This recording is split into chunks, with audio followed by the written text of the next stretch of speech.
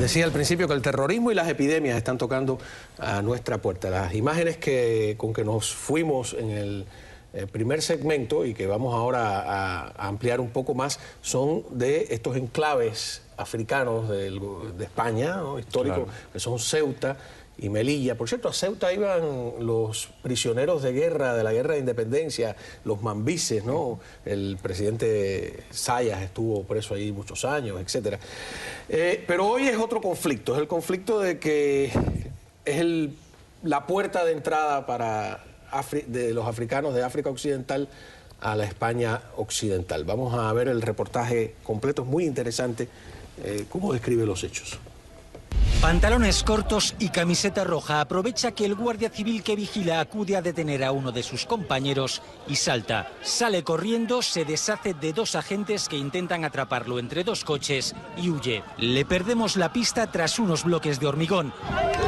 Pero al otro lado lo esperan, lo jalean, lo acogen y corren con él hasta la seguridad del CETI.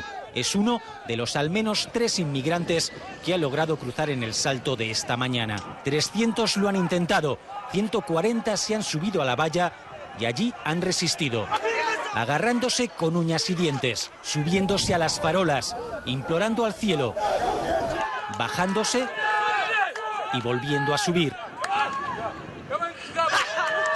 desfallecidos o peleando. En el forcejeo, este guardia civil cae de la valla desde 5 metros de altura. Ha tenido que ser atendido por la Cruz Roja. También algunos inmigrantes, como este, que recibe numerosos golpes antes de caer. Se recibe con vítores a los que logran romper el bloqueo. A media mañana, solo unos 20 se mantenían aferrados a la valla. El resto ya había sido entregado a Marruecos. 9 veces ha ocurrido esto en el último tiempo. Aquí hay varios temas.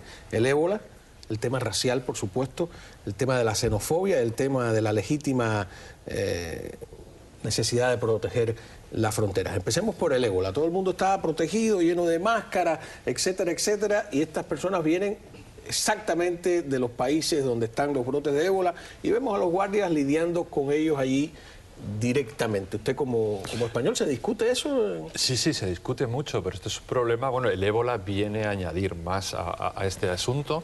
Esto es un asunto que llevamos años intentando resolver y es complicado. Por un lado, porque tenemos que hablar de no solo España, sino Marruecos, que sería el país que tampoco no ha hecho lo suficiente a veces como para controlar la inmigración, lo que hace que toda esa gente se apegue porque Marruecos sabe que no se van a quedar ahí, sino que están de paso. Sí, pero bueno, Marruecos también es un país con sus limitaciones, tiene corrupción, por supuesto, muchos problemas que evita que haya un control, lo que hace que esa gente llega. Luego también tenemos que tener en consideración las leyes en España que son muy favorables para la inmigración en cierta manera. Si tú consigues pasar, te detienen durante un breve tiempo, que creo que son 3 semanas o 60 días, ahora mismo no me acuerdo exactamente, y ya te sueltan y ya estás en la calle.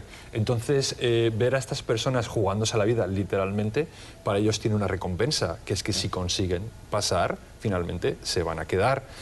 Y el último problema que tenemos es el problema de Europa, es el contexto en el que estamos. Que una vez que entran en España, están en Europa. Están en Europa. Y también, entonces, esto se convierte ya también en un problema europeo, no solo de España. Y americano, porque no se necesita visa si tienes el pasaporte de la Unión Europea para entrar a Estados Unidos.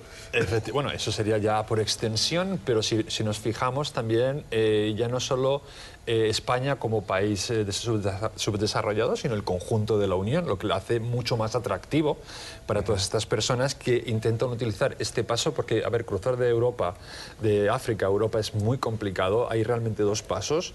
Si lo quieres hacer así, es o cruzando esa valla, o cogiendo un barco desde Italia o desde las costas de África, yolas, ¿no? O sea, que es un viaje muy peligroso.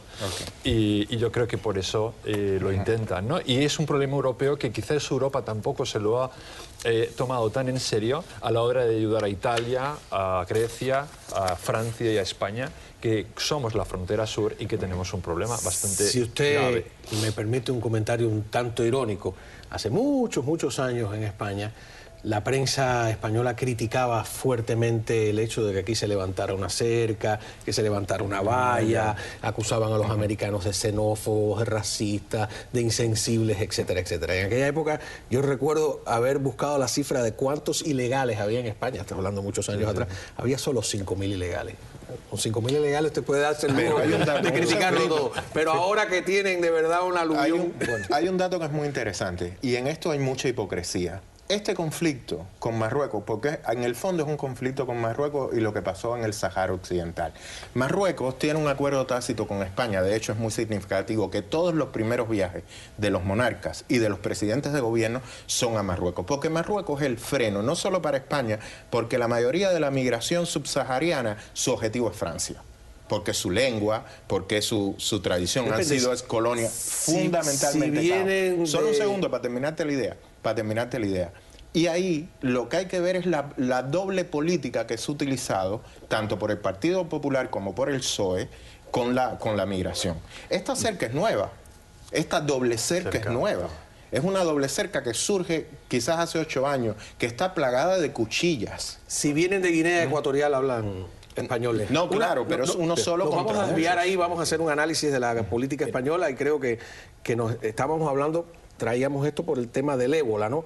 Y hablando del ébola, está Cuba también en todo este enredo. Washington está dispuesto a colaborar con La Habana, dice un portavoz del Departamento de Estado. Sí. ¿Te parece bien? A mí me parece perfecto. ¿Por qué? O sea, a mí me parece perfecto. Primero porque intentemos despolitizar el tema humano. Por Raúl Castro, ¿eh? No, pero yo lo dice cualquier persona que, digamos, tenga un sentido común de qué es la humanidad, qué es el ébola y las consecuencias que pueda tener. Que las consecuencias. Estados Unidos está enviando no solo personal militar para contener, sino un hospital, un portaaviones con un hospital que se va a situar en las costas, que va a atender un gran número de médicos.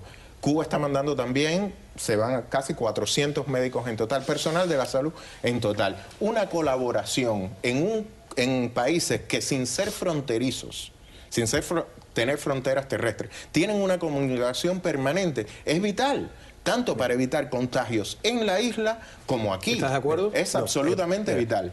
Yo tengo sentido común y un sentido humano, y esto es un show mediático, propagandista de la dictadura castrocomunista para intentar cambiar la opinión pública de los Estados Unidos. Y no se puede despolitizar porque en Cuba hay una dictadura sanguinaria. Así que si vamos a ocuparnos de ser humanistas, la dictadura tendría que primero ocuparse de toda la sangre que causa en Cuba, de todos los presos políticos, de todas las faltas de libertad, antes de hacerse ver cuando en realidad lo que tiene a los médicos es como mercancía de negocio. Porque las propias cifras de la dictadura, si las vamos a creer, dan de 8.200 millones de dólares de entrada. Como sabemos que el régimen falsifica esa forma, y esas son cifras de la dictadura, que es lo que esperan para este año, pues podemos suponer... Por concepto de rentabilidad de el dinero que reciben de arrendar los servicios del equipo de salud. Se calcula 9.000 millones de dólares anuales. Sí, yo lo sé, pero te digo por concepto exactamente. Una de las cosas que quiero después de este discurso que me parece... Tengo que irme a la pausa. Bueno, yo te lo puedo decir sin discurso. Sí. No, y para cuando regresemos, ¿no será Cuba un poco, como que decían, candil de la calle y oscuridad de la casa con esos médicos? ¿Me lo responde cuando regresemos?